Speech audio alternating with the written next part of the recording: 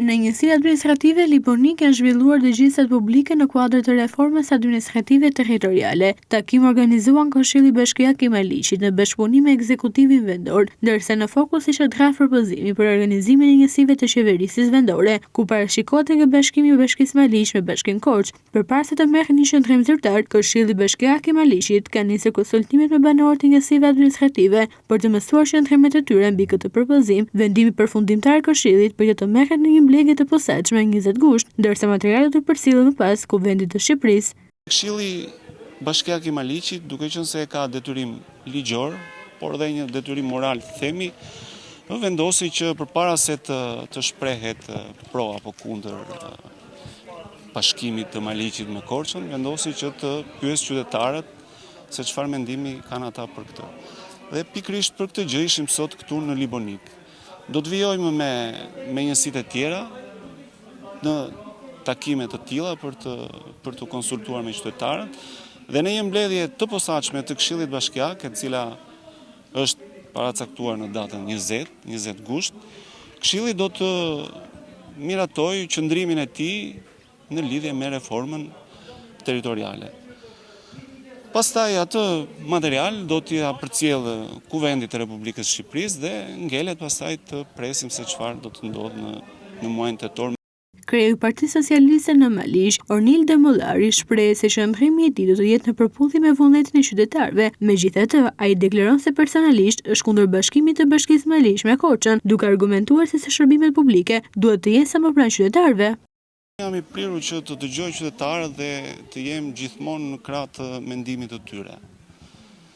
Atë që duan qytetarët, atë qëndrim do të kem dhe unë, qoftë edhe në mbledhjen e Këshillit apo edhe në të gjitha takimet e tjera. Si banor i Maliqit jam kundër për sa kohë që mendohet që shërbimet janë më cilësore kur janë më pranë qytetarit. Besoj se do të jetë më mirë që Bashkia e Maliqit të vazhdoj të qëndroj. Por gjatë dëgjesës banorët ngritën pikpyetje edhe mbi vetë procesin e konsultimit. Njëri prej tyre kërkoi të dinë se administrata e bashkisë ka një qendrim bonifikuar për reforma mbi të gjitha, nëse mendimet e qytetarëve mund të ndikojnë realisht në draftin që tashmë është depozituar Kuvendit. Unë kam dy pyetje. Pyetja e parë është, administrata e bashkisë është e përgatitur për këtë veprim që po bëhet? Administrata e pranon apo jo? Ka ndonjë mendim unik në administratën e bashkisë komplet, me gjithë njësitë administrative, me gjithë këshillin. Më fal. Se të jenë administratë janë qytetarë, ata janë të lirë ta shprehin. Po pikërisht ata janë përfaqësuesit tonë. Ka ndonjë mendim ata? Ata janë të lirë ta shprehin mendimin. Po të lirë e di unë që janë të lirë. Ata janë si ne, po aty zyrë janë tjetër gjë, nuk janë si ne. Kemi zhvilluar në takim veçmas me administratën. Nuk është zhvilluar. E mora vesh. E dyta, kjo dëgjesë publike, ka fuqi ta ndryshojë atë projekt drafti që ka vajtur në parlament? Se duket si e rëndë, se duket si për së mbrapti puna kështu. Duhet bërë kjo, ta vinte drafti.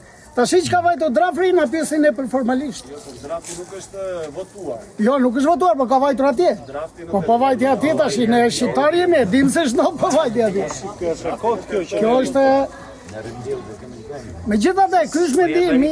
Krahas kundërshtimit ndaj shkrirjes së bashkisë, banorët kërkuan garanci se pavarësisht vendimit që do të merret, shërbimet e investimit në zonat rurale nuk do të cënohen. Një prej banorëve tha se prioriteti duhet të jetë vijimi i projekteve të nisura, financimi i njësive administrative e mundësia që qytetarët të marrin shërbime pranë vendbanimit të tyre. Po shikoj vetëm ata që po flasin për hallet që kanë pasur deri tani, edhe të kemi mundësi të shërbejmë dhe nesër pas nesër që të mos mbeten zyrat pa funksion. Po të vazhdojmë t'ju përgjigjemi. Kur ata të vinë të trokasin, ne të vëmë të kemi mundësi t'ju kthejmë dy shërbime apo të kemi mundësi t'ju zgjidhim dy halle. Duam fonde për bashkinë apo për njësitë apo çfarë do mbetet.